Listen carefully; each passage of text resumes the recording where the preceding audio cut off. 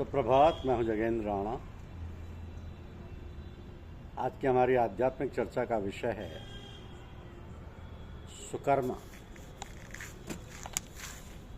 सुकर्मा महर्षि कश्यप के कुल में उत्पन्न पिप्पल बड़े ही धर्मात्मा और तपस्वी थे। इंद्रियों का संयम, पवित्रता तथा मन को वश में रखना यह उनका स्वाभाविक गुण हो गया था। दशारण्य में जहाँ वे तपस्या करते थे, उनके तप के प्रभाव से आसपास के जंगली पशुओं का आपस का वैर विरोध नष्ट हो गया था। जो प्राणी स्वभाव से एक दूसरे के शत्रु हैं, वे भी वहाँ आपस में मिलकर प्रेमपूर्वक रहते थे। तो पिप्पल ने इतना भारी तप किया कि उनके शरीर के चारों ओर चींटियों ने, दीमकों ने अपने घर बना लिए और अपनी मिट्टी से उनको ढक दिया। उस मिट्टी के ढेर में से भी तपस्वी पिप्पल के शरीर का तेज इस प्रकार बाहर निकलता था जैसे अग्नि की लपटें बाहर निकलती। पिप्पल की तपस्या से प्रसन्न होकर देवताओं ने उन्हें प्रत्यक्ष दर्शन दिया और यह वरदान दिया कि सारा जगत तुम्हारे वश में हो जाएगा। तो देवताओं के वरदान से पिप्पल विद्याधर हो गए। वे जिस जिस व्यक्ति का मन से चिंतन करते थे, वही उनके वश में हो जाता था। इस सिद्धि से उनको बड़ा गर्व हो। वे अपने को संसार में सबसे बड़ा तपस्वी तथा सिद्ध मानने लगे। सिद्धि के गर्व ने उनकी भगवत प्राप्ति के मार्ग को रोक दिया। उनके इस गर्व को देखकर उन पर कृपा करने के लिए स्वयं ब्रह्मा जी सारस का स्वरूप धारण करके वहां आए और बोले, तपस्वी, तुम ऐसा अभिमान क्यों कर रहे हो कि जगत में तुमसे बड़ा कोई नहीं है। यद्यपि तुमने 3000 वर्षों तक तप किया है और तुमको सबको वश में करने की सिद्धि मिली है, फिर भी तुम मूढ़ ही हो। तुम निर्विशेष तत्व को नहीं जानते। कुंडल के पुत्र सुकर्मा विद्वान पुरुष हैं। उन्हें निर्विशेष तथा सविशेष तत्व का ज्ञान है। पिप्पल, भली प्रकार कान खोलकर सुन लो। संसार में सुकर्मा के समान महाज्ञानी दूसरा नहीं। यद्यपि उन्होंने दान नहीं दिया, ध्यान, हवन तथा यज्ञादि कर्म भी नहीं किए, वे न तीर्थ करने गए और न उन्होंने गुरु की उपासना की, फिर भी वे समस्त शास्त्रों के ज्ञाता हैं। अपने माता पिता की वे सच्चे मन से सेवा करते हैं और इस सेवा के प्रताप से बालक होने पर भी उन्हें जैसा ज्ञान प्राप्त हुआ है वैसा तुम्हें अब तक नहीं मिला। सारस की बात सुनकर पिप्पल जी शीघ्रतापूर्वक कुरुक्षेत्र में स्थित विप्रवर कुंडल के आश्रम की ओर चल पड़े। वहां पहुंचकर उन्होंने देखा कि बालक सुकर्मा माता पिता की सेवा में लगा है। कुंडल कुमार सुकर्मा ने पिप्पल को अपने यहाँ आया देखकर खड़े होकर उनका स्वागत किया, उनको बैठने के लिए आसन दिया तथा उनके चरण धोए। उन्होंने विधि पूर्वक आतिथ्य स्वीकार किया। इसके पश्चात बिना पूछे ही सुकर्मा ने बता दिया कि सारस के भेजने से पिप्पल उनके पास आए। उन्होंने पिपल को बताया कि तपस्या तथा सिद्धि से पिपल को जो गर्व हो गया था उसे दूर करने के लिए ब्रह्मा जी ही सारस बनकर उनके पास गए थे। पिपल को अब भी अपनी सिद्धि का कुछ गर्व था। उनको विश्वास दिलाने के लिए सुकर्मा ने देवताओं का स्मरण किया। सुकर्मा के स्मरण करते ही इंद्रादि देवता वहां प्रकट हो गए।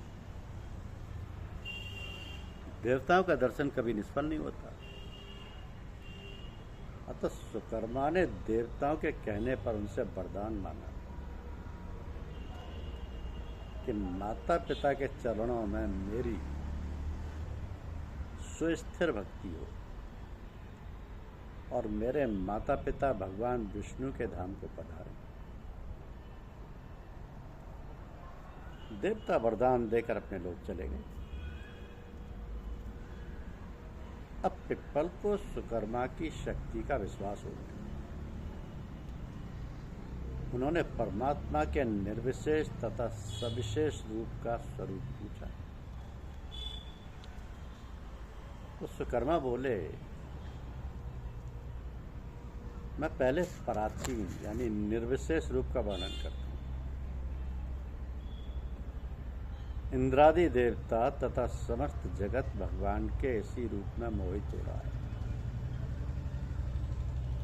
सचराचर जगत के स्वामी परमात्मा सर्वव्यापक हैं और सर्वत्र विद्यमान है। उनके इस व्यापक रूप को कोई देख नहीं पाता। वेद भी कहते हैं कि उसका वर्णन नहीं हो सकता। उसके आंख, नाक, कान और मुख आदि नहीं है, किंतु वह सारे लोकों के प्राणियों तथा उनके कर्मों को देखता है, उनके शब्द सुनता है, समस्त गंधों को वो जानता है और सभी फलों का वही परम भोक्ता है। तो हाथ पैर ना होने पर भी वही सब कुछ करने वाला तथा सब ओर दौड़ने वाला है। वही परमात्मा व्यापक, निर्मल, सिद्ध तथा सिद्धिदाता है। तो भगवान का यह व्यापक रूप ही उसका निर्विशेष रूप है। अब भगवान के चराचर में व्यक्त अर्वाचीन यानी सविशेष रूप का वर्णन करते हुए सुकर्मा ने कहा कि जब संपूर्ण प्राणियों के आत्मा प्रजापति ब्रह्म जी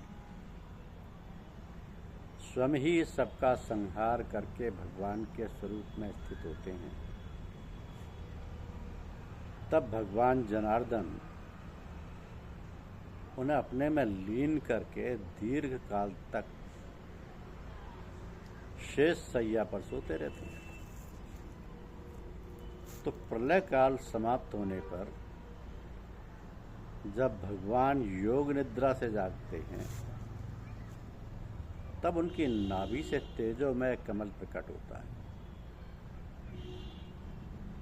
उसी कमल से ब्रह्मा जी की उत्पत्ति हुई। तो ब्रह्मा जी से इंद्रादि देवताओं, लोक परलोक तथा सचराचर जगत की उत्पत्ति हुई। ये विराट स्वरूप ही भगवान का अर्वाचीन यानी सविशेष रूप है। पिपल ने पूछा, आपकी आयु कम है, आपने कोई तप किया हो ऐसा भी नहीं दिखता, किंतु आपका प्रभाव तथा ज्ञान अपार है, इसका कारण क्या है?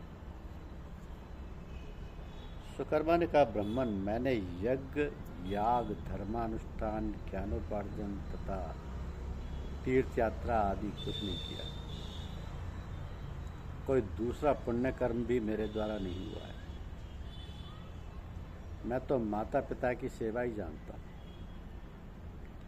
मैं अपने हाथ से ही माता पिता के चरण धोता हूँ, उनके शरीर की सेवा करता हूँ और उन्हें भोजनादि कराता हूँ। आलस्य छोड़कर रात दिन में अपने माता पिता की सेवा में लगा रहता हूँ।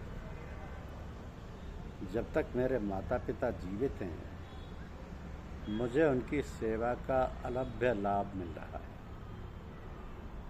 तब तक मुझे दूसरी तपस्या, तीर्थ यात्रा तथा अन्य पुण्य कर्मों से क्या प्रयोजन है। विद्वान पुरुष यज्ञादि करके जो फल पाते हैं, माता पिता की सेवा से ही मैंने उसे पा लिया। जहाँ माता पिता रहते हैं, वहीं पुत्र के लिए गंगा, गया तथा पुष्कर तीर्थ हैं। तो जो सत्पुत्र माता पिता के जीवित रहते उनकी सेवा करता है, उसके ऊपर देवता तथा महर्षिगण प्रसन्न होते हैं। पिता की सेवा से तीनों लोग प्रसन्न होते हैं। जो पुत्र प्रतिदिन माता पिता के चरण धोता है, उसे नित्य गंगा स्नान का फल मिलता है। जिस पुत्र ने तांबूल, वस्त्र, खान पान की सामग्री आदि से माता पिता का पूजन किया है, वो सर्वज्ञ हो जाता है। दुष्श्रेष्ठ माता पिता को स्नान कराते समय उनके शरीर से जो जल के छींटे पुत्र पर पड़ते हैं, उससे उसको संपूर्ण तीर्थों में स्नान का फल प्राप्त होता है। यदि पिता पतित, वृद्ध, रोगी, भूख से व्याकुल, असमर्थ तथा कोढ़ी हो गए हों तथा माता की भी यही अवस्था हो, तो भी जो पुत्र उनकी सेवा करता है, उस पर भगवान नारायण प्रसन्न होते हैं। वह योगियों के लिए भी दुर्लभ भगवान के नित्य धाम को प्राप्त होता है। तो जिसने माता पिता का आदर नहीं किया, उसके यज्ञ, तप, दान, पूजन आदि शुभ कर्म निष्फल और व्यर्थ हैं। पुत्र के लिए तो बस माता पिता ही धर्म, तीर्थ, मोक्ष, यज्ञ, दान तथा जन्म का सर्वोत्तम फल सब कुछ है। अंत में सुकर्मा ने कहा कि पुत्र के लिए माता पिता से बढ़कर दूसरा तीर्थ नहीं है। माता पिता इस लोक तथा परलोक में भी नारायण के समान है। मैं प्रतिदिन माता पिता की सेवा में लगा रहता हूँ।